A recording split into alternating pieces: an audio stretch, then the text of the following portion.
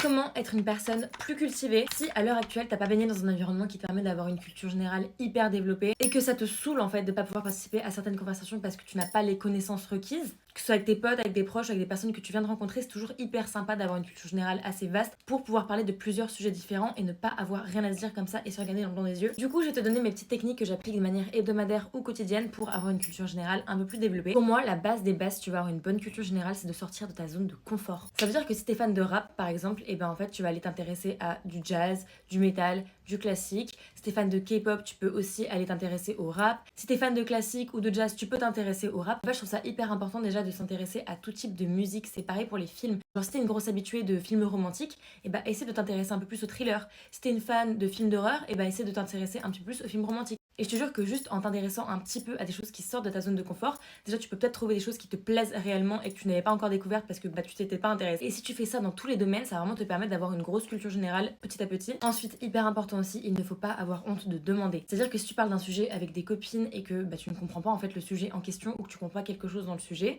et bah si elles ont les connaissances requises pour t'expliquer, demande-leur. Il n'y a pas de honte à ne pas savoir. On apprend tous des choses tous les jours et justement plus tu vas être une personne curieuse et plus tu vas poser des questions, plus tu vas apprendre de nouvelles choses. Ensuite, si tu passes beaucoup de temps sur ton téléphone, profites-en justement pour améliorer ta culture générale. En étant par exemple abonné à ce genre de compte sur TikTok, moi je les adore. Ça m'apprend plein de choses. En plus, c'est hyper ludique, c'est hyper court parce que du coup, les formats vidéo sur TikTok, ils sont très courts donc t'apprends beaucoup de choses très vite. Ensuite, quelque chose qui marche énormément, et ça je le vois par exemple sur mon petit frère qui a une culture générale mais hyper développée alors qu'il a littéralement 12 ans, c'est les jeux de société. On a littéralement saigné Timeline. Il connaît toutes les dates par cœur, tous les événements par cœur. Et ça, c'est juste grâce à un jeu de société auquel on joue de temps en temps. Et du coup, c'est marrant, il y a du challenge et tu apprends beaucoup de choses. Et ça, c'est vraiment chouette. J'adore aussi le Trivial Poursuite et je te jure que ces jeux de société, si tu veux apprendre des choses et élargir ta culture générale, c'est les meilleurs. J'adore.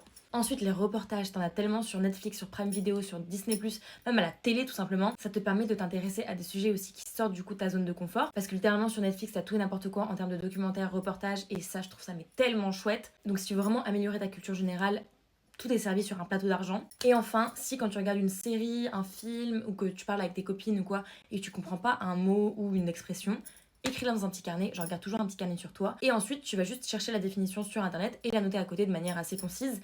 Mais au moins tu te rappelleras à la définition de ce mot que tu n'avais pas compris et ça te permettra d'apprendre de nouveaux mots, de nouvelles expressions et d'enrichir ton vocabulaire.